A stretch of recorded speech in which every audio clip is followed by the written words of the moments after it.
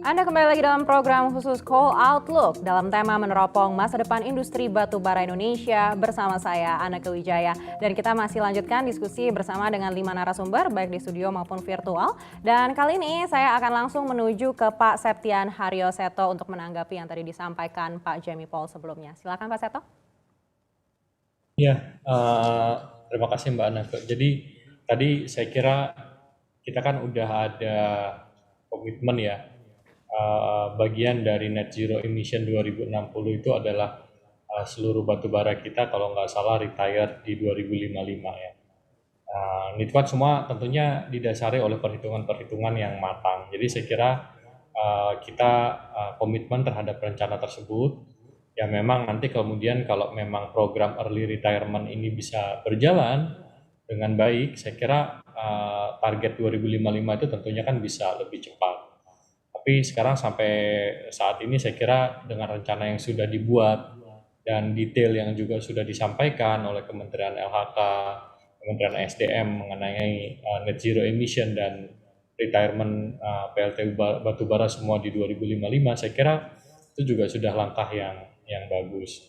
Karena gini Mbak, tadi saya sampaikan ya, untuk beberapa proyek-proyek hilirisasi ya, contohnya mungkin nanti untuk bauksit menjadi aluminium gitu ya, lalu mungkin untuk stainless steel segala macam, memang ini kebutuhan terhadap energinya masih cukup besar gitu.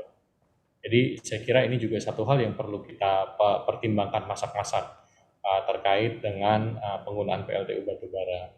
Jadi kalau kita lihat bagaimana resistensinya India dan Cina di COP26 kemarin, bahwa mereka menolak kata-kata phasing out ya untuk PLTU batubara menjadi phasing down, saya kira ini juga menunjukkan bahwa ya kita juga harus punya stance dan posisi kita masing-masing dengan memperhatikan kepentingan nasional kita juga gitu. Negara-negara maju kan ini rata-rata hutannya udah habis ya Mbak, hutannya udah habis, mungkin udah nggak ada gitu. Sementara kan kita punya banyak gitu. Jadi saya kira ini juga kekuatan kita yang harus dimanfaatkan dengan baik. Kalau kita bisa jaga hutan kita, nggak ada deforestasi ataupun juga kebakaran hutan, saya kira ini juga udah berkontribusi signifikan terhadap penurunan emisi CO2 global gitu. Jadi ya sekali lagi tadi yang saya sampaikan di awal, ya kita komit terhadap rencana net zero kita itu aja gitu. Itu yang kita ikuti dengan konsisten. Saya kira itu Mbak Aneka. Baik Pak Seto, kalau tadi menimbang yang tadi Anda katakan untuk mementingkan kepentingan di dalam negeri, apakah pemerintah juga sudah menyiapkan opsi lain apabila memang industri di dalam negeri ini ya sangat menderita sekali begitu dengan komitmen di 2030 nanti? Saya kira gini Mbak, 2030 ini kan yang paling utama itu adalah komitmen kita terhadap di Paris Agreement ya, bahwa kita komit untuk menurunkan emisi kita 29% dari tren bisnis as usual-nya kita unconditionally. Unconditional itu artikan dengan effort kita sendiri. Kalau kita lihat progresnya sekarang, apa yang sudah dicapai di sektor kehutanan gitu, land use segala macam, saya kira itu sudah sangat baik Mbak. Jadi kalau kita ikutin trajektorinya seperti itu, mungkin di 2030 kita bisa achieve lebih dari 29% saya kira. Apalagi kalau nanti beberapa program early retirement PLTU batubara ini bisa berjalan gitu. Jadi saya kira saya tidak terlalu khawatir terkait dengan 2030 tadi 29% ya. Untuk program early retirement saya kira ini memang harus dirancang dengan hati-hati. Jadi kita tidak bisa ya pengen sekedar memenuhi komitmen atau tuntutan dari dunia internasional, nggak bisa. Jadi kepentingan nasional itu harus benar-benar diperhatikan. Dan pada saat yang bersamaan memang bagaimana proses transisi untuk energi terbarukan, proses transisi kepada green economy ini tetap kita jalankan. Karena ada satu hal juga Mbak yang perlu diperhatikan oleh industri, bahwa saya kira nanti banyak negara maju akan menerapkan namanya import carbon tax ya. Jadi kita udah dengar di Uni Eropa 2026 mereka akan melakukan import carbon tax ini, artinya barang-barang yang diimpor ke Uni Eropa yang memiliki karbon emisi yang tinggi akan dikenakan pajak tambahan. Salah satu contohnya Mbak itu aluminium ya. Aluminium kan ini sangat power hungry ya, konsumsi elektrisiti itu sangat tinggi gitu. Kalau dia dibikin dari batu bara misalnya, itu carbon tax-nya bisa sampai 1.600 gitu. Padahal harganya sekarang salah satu yang paling tinggi harganya cuma 2.500 gitu. Nah kalau 1.600 sudah carbon tax-nya sendiri, ya barang ini nggak akan kompetitif gitu. Jadi saya kira ada juga market forces ya, terutama yang didorong oleh negara-negara maju juga untuk mempercepat transisi ini. Jadi ini juga satu hal yang tidak boleh kita abaikan ya. Tadi di satu sisi kita memperhatikan kepentingan nasional terkait dengan transisi energi kita, tapi di sisi lain memang ada faktor pasar yang akan mendorong supaya kita lebih cepat. Oleh karena itu, saya kira Bapak Presiden sudah menyampaikan berkali-kali di dalam forum, dalam 2-3 minggu terakhir adalah bagaimana kita bisa mengoptimalkan sumber daya geothermal kita, sumber daya hydropower kita, wind power, solar panel gitu ya. Ini secara optimal gitu. Jadi saya kira Bapak Presiden sudah visinya sudah sangat ke depan, Mbak, bahwa kita dorong nih, kita optimalkan renewable energinya yang kita miliki sekarang supaya bisa memenuhi kebutuhan industri untuk tadi ya green product itu gitu. Jadi ini juga saya kira satu hal yang tidak bisa diabaikan ya.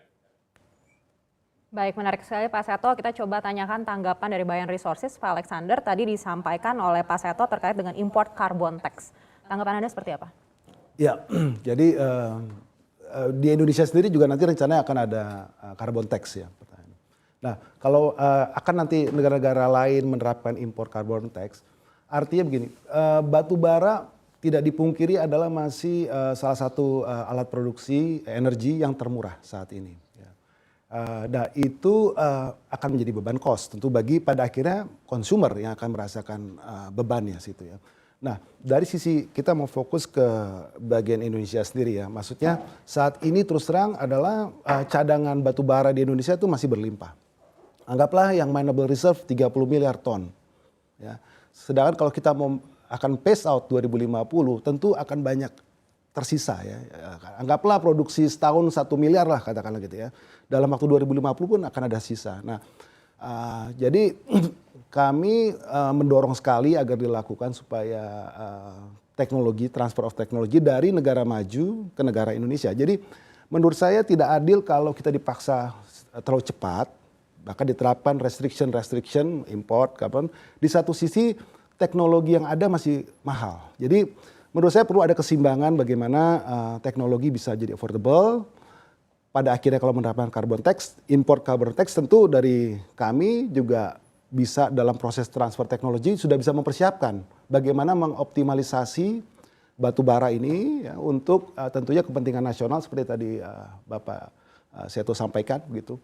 Jadi ya harapan kami begitu gitu. Ya kami memandangnya suatu kesempatan apabila diterapkan impor pun, tapi di satu sisi kami melihatnya perlu adanya transfer of technology. Gitu. Bantuan dari segi teknologi ya. Kita coba tanyakan ke Adaro Power. Pak Dharma, tanggapan Anda seperti apa? Kalau tadi disampaikan oleh Bayan Resources, transfer teknologi ini yang jadi highlightnya. Kalau dari Adaro? Ya, ya setuju sih Pak. Saya sih setuju dengan Pak Seto dan dengan Pak Eri ya. Dalam arti, seperti tadi kan Pak Seto sudah sebut, di COP itu ada perdebatan panjang yang akhirnya menghasilkan bukan phase out coal, tapi phase down coal. Nah, berarti kan secara prinsip tidak out gitu kan, masih ada gitu ya. Tapi oke, Indonesia sudah komit bahwa 2055 ya tadi tidak ada PLTU lagi. Memang di sini kalau saya sih melihat 2055-nya mungkin achievable aja gitu ya. Tapi yang lebih penting kan apakah bisa lebih cepat gitu ya. Apakah bisa lebih cepat dan apakah transisinya, how painless is the transition? Right? Sebetulnya pertanyaan kuncinya kan itu. Nah, disitulah yang teknologi ini yang menjadi penting. Ya kan memang peran teknologi ini sangat penting gitu kan, teknologi seperti tadi PLTS. Kalau kita lihat biaya solar panel tuh kalau lihat kurvanya tuh begini gitu kan dalam berapa tahun terakhir gitu. Cuman baterai masih agak mahal. Jadi kita masih menunggu baterai ini sampai murah kapan ya. Nah, tapi memang apakah ini transfer ataukah ini development of new technology yang mesti dilihat ya. Tapi prinsipnya sih setuju bahwa untuk mempercepat transisi dan membuat transisinya as smooth as possible, peran teknologi itu sangat penting. Pak Dharma, skema teknologi yang diharapkan seperti apa sih dari pemerintah? Apakah transfer teknologi saja cukup atau pendanaan untuk bisa menghadirkan teknologi itu juga diharapkan oleh Adaro?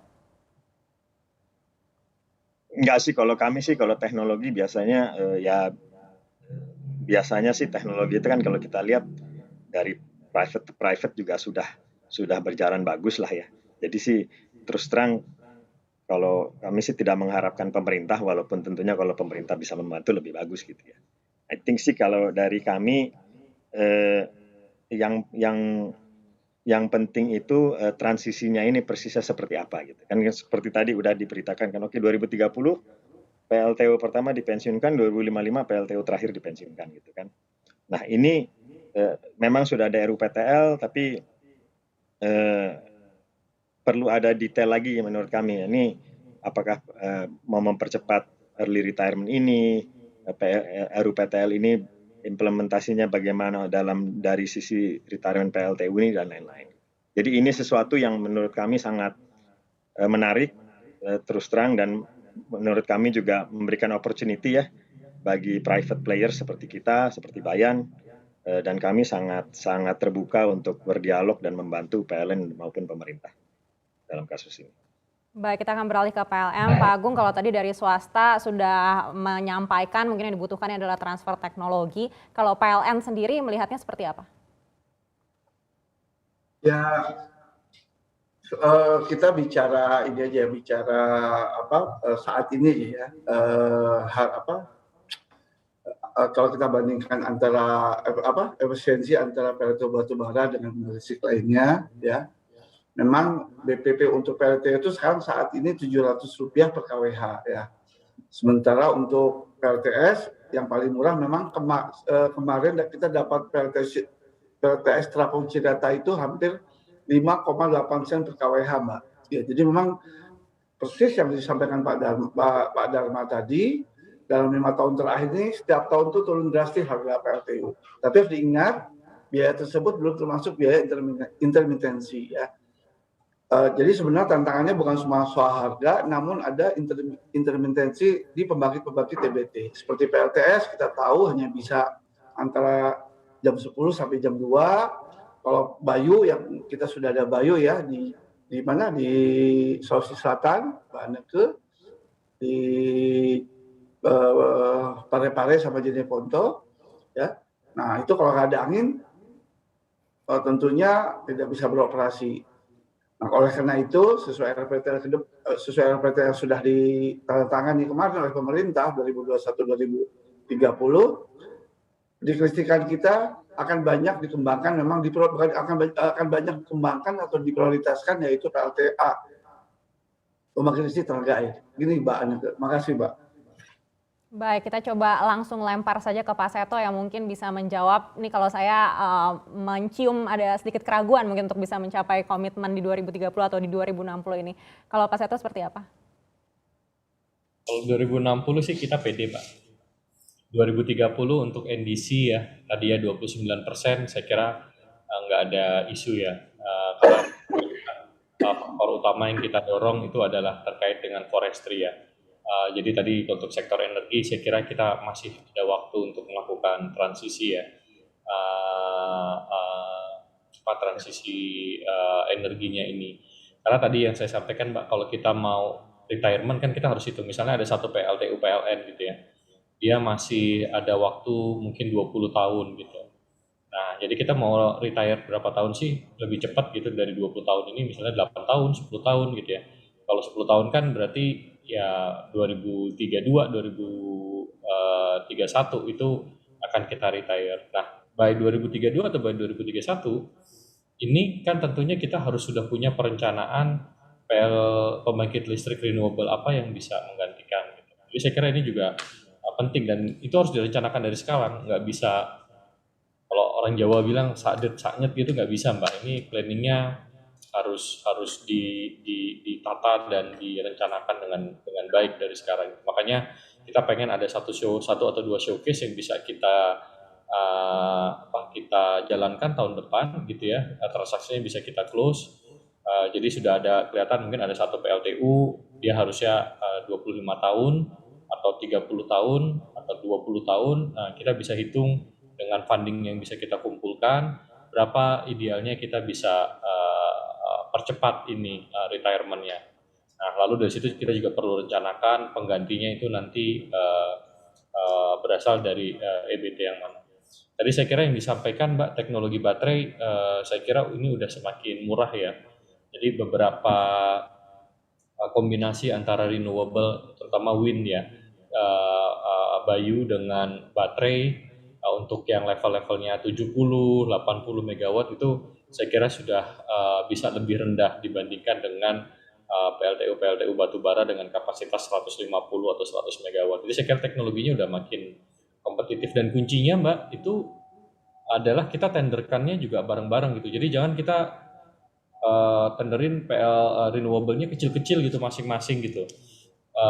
Itu economic of scale-nya saya kira akan jelek gitu. Jadi kalau misalnya kita punya ada let's say 30 project masing-masing kira-kira 10 megawatt, ya kita tenderin bareng ini 300 megawatt, kita tawarkan kepada bidder yang bisa menawar dengan harga yang paling rendah gitu. Tapi kalau perintilan satu-satu, ya saya kira harganya akan mahal gitu, karena kan economic of scale-nya juga pasti tidak akan optimal gitu. Jadi saya kira ini juga aspek yang sangat penting. Demikian Mbak Aneke. Baik, kita akan langsung tanyakan kepada Pak Jamie Paul. Kalau dari segi investor memandang rencana yang tadi disampaikan Pak Seto seperti apa Pak Jamie?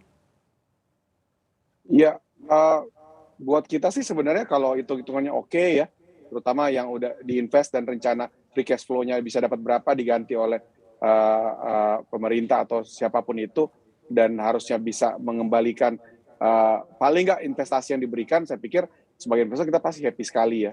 Cuma memang balik lagi, saya pikir challenge daripada perusahaan-perusahaan batubara kan nggak semua punya muscle seperti Adaro gitu yang bisa kan Adaro bukan cuma invest di power juga, di water treatment plant dan lain-lainnya. Jadi untuk pindah dari misalkan perusahaan batubara jadi misalkan penghasil energi terbarukan dan lain-lain, kan teknologinya menurut saya beda gitu, nggak segampang itu gitu. Kalau paling gampang ya hilirisasi ya, which is menurut saya kalau misal gasifikasi atau gimana caranya, kan gas itu merupakan salah satu energi yang paling bersih ya. Jadi mungkin itu yang bisa dilakukan oleh perusahaan-perusahaan batubara. Jadi buat kami untuk ngelihat perusahaan batubara yang kami invest, mungkin kita nggak bisa berpikir muluk-muluk mereka bisa langsung ganti gitu ke ada misalkan kayak Adaro gitu kan, bisa banyak nanti yang EBT. Tapi paling nggak bagaimana mereka untuk bisa dengan teknologi yang mereka bisa kolaborasi dengan investor dari luar atau gimana bisa melakukan hilirisasi. Karena menurut saya agak susah sih untuk berharap perusahaan-perusahaan batubara terutama yang skala menengah ke bawah untuk langsung pindah ya ke EBT ya. Mungkin itu yang kami lihat untuk jadi concern kami sebagai investor di pasar modal. Baik, kita akan konfirmasi lagi kepada pelaku industri, tapi kita harus break sejenak. Dialog akan kami lanjutkan sesaat lagi, tetaplah bersama kami di Call Outlook CNBC Indonesia.